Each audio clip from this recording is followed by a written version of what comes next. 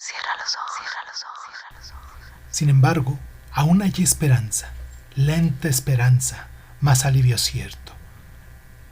Lo había olvidado en mi dolor y mi rabia. ¿No hay oráculo? Troya no puede caer. Yo guardo tus flechas, divino Heracles, y Troya no caerá sin ellas. Dicho esto en su libro del Barón de Table, de Filoctetes. Hoy aquí en Crónica Lunares vamos a hablar de Neoptólemo y Filoctetes. Comenzamos.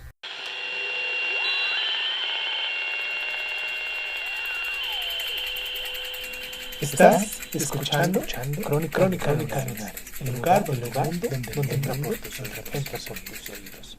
Bienvenido. Como bien sabemos, la guerra de Troya no terminó con la muerte de Héctor. Pero, ahora, sin su paladín, los troyanos se arriesgaban menos a salir a campo abierto, mientras que los griegos apretaban el cerco en torno a ellos con renovado ardor. Sin embargo, aunque las ciudades menores en torno a Troya yacían arrasadas, los troyanos seguían teniendo aliados, y entre estos, la primera que acudió a su auxilio tras la muerte de Héctor fue la hermosa Penticilea, reina de las Amazonas. Los troyanos hicieron una salida cuando la vieron aproximarse, pero Aquiles los rechazó y se enfrentó con ella. Su encuentro fue enconado y breve, y pues Aquiles la atravesó con la lanza y ella cayó agonizante al suelo. Al inclinarse sobre su cuerpo para despojarla de la armadura, Aquiles se percató por fin de que había matado a una hermosa doncella. Entonces, su corazón conmovido y arrepentido, pensando que bien podría haberla capturado y llevarla hasta su tienda para que fuera su concubina, o incluso su reina, si Deimania hubiera muerto, y entre lágrimas lamentó su desafortunado lanzazo, pues ciertamente la hermosa amazona era celestialmente bella, semejante a una de esas inmortales, ya que su padre no había sido otro que Ares, señor de la guerra. Entonces, Tersites, el más ruin y despreciable de los griegos, se mofó de Aquiles. ¡Hey, tú, Aquiles mohino! Basta una cara bonita para convertirte en guerrero, en traidor afeminado, peor que el mismo Paris. En cuanto a esta sucia amazona, solo vale de comida para los perros. Y con esas palabras empezó a pinchar el cadáver con su pica. Aparte de ahí, perro miserable, aulló Aquiles, a quienes las vilezas de Tersites habían hecho perder el control por completo. Nadie insulta a Aquiles sin recibir su castigo, y asestó a Tersites un golpe tan fenomenal en la sien que le saltaron los dientes y cayó muerto a tierra. Habiendo matado a un griego de noble cuna, pues Tersites, a pesar de sus villanías, era primo de Diomedes, tenía que purgar esta pena de sangre, por lo que zarpó hacia la isla de Lesbos con este propósito. Ahora, en su ausencia, llegó con su hueste el último aliado de Príamo, el príncipe Menón, de Etiopía, hijo de Eos, el titán de la aurora, y de su esposo mortal, el rey Titono. Los dos tenían una historia tristísima, pues Eros, cuando se enamoró de Titono, el más hermoso de los hombres mortales, rogó a Zeus que le concediera no morir jamás. Zeus le otorgó su deseo sin pensarlo un momento y en todo pareció estar bien dispuesto. Pero cuando ya era demasiado tarde, Eos se percató de que, si bien Titono nunca podría morir, sí que podría envejecer. De forma que, según pasaban los años, se fue convirtiendo en poco más que una criatura encogida y gorjeante, semejante a una cigarra que, incapaz de ver ni oír, pasaba sus días sentado emitiendo un murmullo ininteligible, escondido en un apartado aposento del áureo palacio del inmortal Eos. El fornido Menón llegó a Troya acompañado por un contingente de aguerridos soldados, y por última vez los troyanos salieron de sus murallas y juntos persiguieron a los griegos casi hasta sus naves. Cayó la noche en el momento en el que Áyax se preparaba para enfrentarse a Menón, Aunque fue Aquiles el que por la mañana regresó de Lesbos y cambió el signo de esta batalla, matando al rey etíope y desbaratando a sus soldados, y a continuación acometió a los troyanos que huían en desbandada por la llanura. Los persiguió hasta la ciudad, mofándose de ellos y vanagloriándose de que ni siquiera los inmortales serían capaces de resistirse si arremetiera contra ellos. Pero mientras se pavoneaba ante la puerta Esea, Paris sacó una flecha de su aljaba, la ajustó en la cuerda tensándola, apuntó cuidadosamente y disparó. Lejos voló esta saeta, guiada por Apolo, a quien había enojado la arrogancia de Aquiles. El dardo voló y vino a clavarse en el talón de Aquiles, el único punto vulnerable de todo su cuerpo. El talón por el que Tetis lo había sujetado cuando, siendo un bebé, los emergiera en el río Estigue. Y bueno, la flecha estaba envenenada, por lo que en unos instantes Aquiles cayó a tierra dando un gran alarido y expiró. Durante unos instantes todos quedaron suspensos, amigos y enemigos, sobrecogidos todos por igual, claro, pues ninguno podía creer que un héroe tan grande pudiera estar realmente muerto. Pero de inmediato, con un griterío triunfal, los troyanos se precipitaron a expoliar el cadáver. El más poderoso, Áyax, se hizo con él. Se lo echó al hombro y salió corriendo hacia los barcos, sin hacer caso a las lanzas y a las flechas que partieron en su busca. Y bueno, locos de rabia y de dolor, los griegos, dirigidos por Odiseo, encerraron una vez más a los troyanos en su ciudad, a la que pusieron cerco con mayor empeño que nunca. Al día siguiente, quemaron el cuerpo de Aquiles sobre una gran pira y enterraron sus cenizas junto a las de Patroclo en la costa, levantando un gran tumulto sobre ellos que aún se puede ver hoy en día. Pero Tetis arrebató el alma de su hijo y la llevó a las islas de los benditos, reservada para los espíritus de los héroes. Como era su costumbre, los griegos honraron al héroe muerto celebrando juegos, al final de los cuales Agamenón declaró temerariamente que la fabulosa armadura de Aquiles sería para el más valiente de los griegos. Y de inmediato, los héroes empezaron a reñir sobre quién podría reclamar semejante honor. Agamenón favorecía a su hermano Menelao, pero el parecer general centró la disputa entre Áyax y Odiseo. Nadie se atrevía a decir cuál de los dos tenía más derecho, y la discusión se volvía cada vez más agria.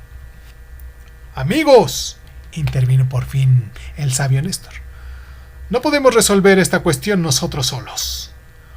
¿Por qué no dejamos que sean los troyanos los que decidan? Enviemos espías a Troya que escuchen bajo las murallas y que nos informen de lo que los troyanos piensan de nuestros dos grandes héroes, quienes a mi entender están absolutamente igualados en coraje». Todos alabaron la sabiduría de Néstor y enviaron los espías mencionados. Al cabo, uno de ellos regresó diciendo: «Mis nobles señores, mientras escuchábamos debajo de las murallas, oímos hablar a las mujeres de Troya y una de ellas dijo: Áyax es el más valiente de los griegos. ¿Cómo si no? Él fue quien sacó el cuerpo de Aquiles del campo de batalla, proeza que ni siquiera Odiseo se atrevió a cometer». Mas otra le respondió: «¿Qué tonterías son esas? Hasta una mujer lo hubiera podido cargar si alguien se lo hubiera puesto sobre el hombro. Pero esa misma mujer no podría combatir como lo hizo Odiseo. Se desmayarían de miedo si tuvieran que pelear». Ni siquiera esas palabras eran decisivas, mas una votación secreta entre los reyes griegos estableció que la mayoría consideraba vencedor a Odiseo. Al escuchar este resultado, Áyax se alejó de la asamblea sin decir una palabra y a grandes zancadas se dirigió a su tienda, tan ofuscado por la rabia y la indignación que al poco su mente cedió y se sumió a un salvaje ataque de furia. Frenético, imaginó a Agamenón y Menelao lo habían engañado y le habían entregado la armadura a Odiseo solo para insultarlo. Se levantó en la oscuridad y con la espada desenfundada se dispuso a matar a los tres mientras dormían. No obstante, Atenea vigilaba aquella noche y, sabiendo lo que Áyax pretendía, le confundió en la oscuridad, de forma que el Telamónida se encontró entre los rebaños de ovejas, a las que empezó a masacrar pensando que se trataban de sus enemigos. Incluso se llevó 2 carneros a su tienda, los ató a uno de los postes y los fustigó con una gran tralla, creyendo que era Agamenón y Menelao a los que a latigazos mataba. Por la mañana recuperó la cordura y fue tal su vergüenza que lo abrumó, tanto que su ridícula furia como por su locura homicida, que fue hasta un rincón apartado de la playa y ahí se dejó caer sobre su espada. Cuando los griegos descubrieron lo que había pasado, guardaron luto por él, abrumados por la tristeza, y ninguno estaba tan oprimido por el dolor como Odiseo, que juró de inmediato entregar la armadura a Neoptólemo, el hijo de Aquiles, en cuanto tuviera edad para llevarla. Entre los lamentos de los griegos fue enterrado a Áyax en un sarcófago de piedra, pues al parecer, caído en batalla, su cadáver no podía ser quemado en una pira como correspondía a un guerrero, y cuando los ritos funerarios se hubieron cumplido, se convocó un nuevo consejo, y Agamenón dirigió duras palabras a Calcante. «Ya han pasado 10 años», le increpó. «Dijiste que pasarían 10 años antes de la caída de Troya, y Troya sigue resistiendo. Ya hemos perdido a Aquiles y a Áyax. ¿Cómo vamos a conquistar la ciudad ahora?» «¿Has olvidado una de mis primeras profecías?», replicó Calcante, a quien nunca faltaba una respuesta. «Troya no caerá mientras no cuentes con las flechas de Heracles, pues una de ellas ha de acabar con Paris. El hijo de Aquiles debe marchar contra Troya, que no puede caer hasta que él entre en combate». Entonces los griegos lanzaron grandes vítores, ansiosos de ver estas profecías cumplidas y la guerra por fin acabada. Eligieron a Odiseo y a Diómenes, que 10 años antes habían descubierto a Aquiles en Esciros, con el encargo de zarpar en un veloz baguel y traer ahora a su hijo Neoptólemo. Y bueno, sobre las olas navegaron los 2 héroes, arribando sin incidentes a Escinos. Sacaron el barco a la playa y se encaminaron al palacio del viejo rey Licómenes. Ahí a la luz de la mañana vieron a Neoptólemo, un muchacho todavía, y sin embargo alto y fuerte, tan espléndido como lo había sido su padre, conduciendo un carro y practicando con la pica y con los dados. El muchacho los recibió entusiasmado, y sus ojos centellearon cuando se hicieron saber la razón de su embajada. «Ven a Troya», le urgió Odiseo.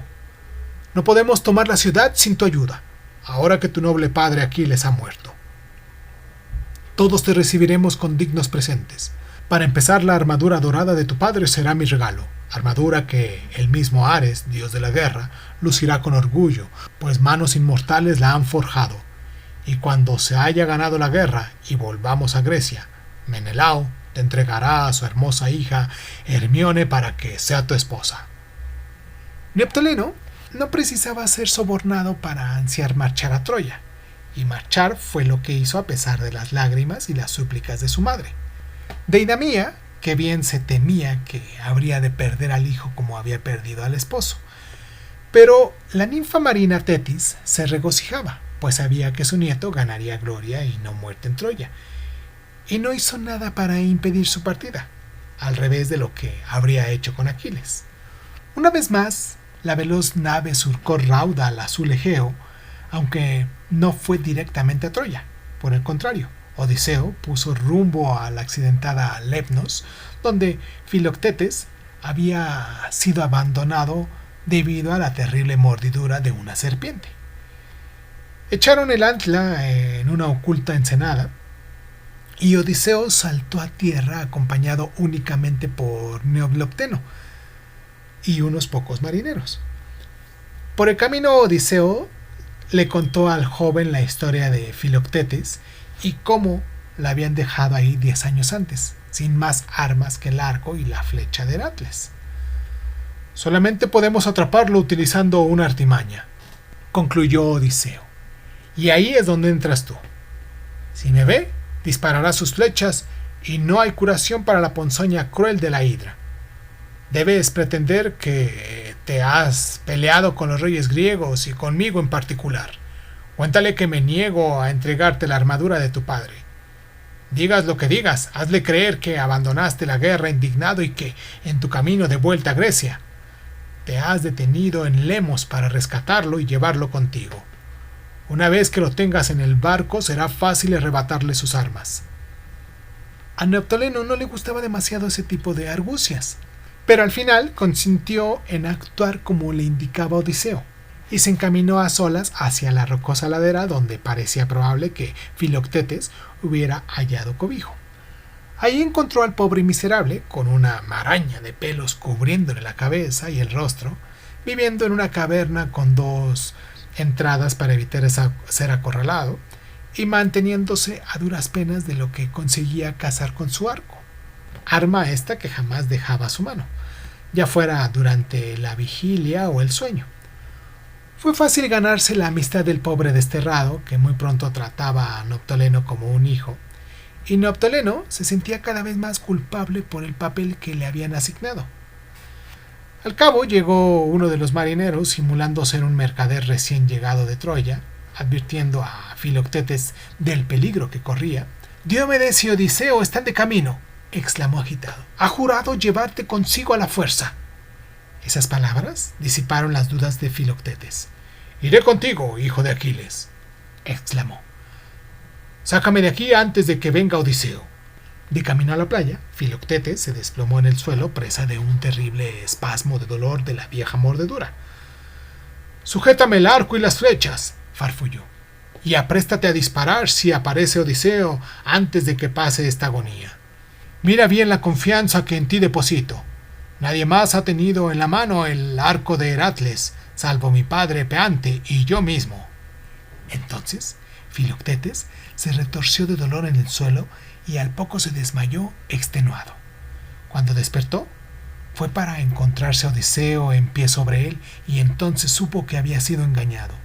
Consumido de amargura y de tristeza, cogió hasta su cueva para recoger sus pocas posesiones, mientras Odiseo bajaba al barco en busca de sus refuerzos. Pero cuando volvió, su sorpresa fue grande al comprobar que Neoptoleno había sucumbido a su sentido natural de honor y de la decencia. «Filoctetes», le dijo, «no te puedo engañar de esta manera. Aquí tienes el arco y las flechas.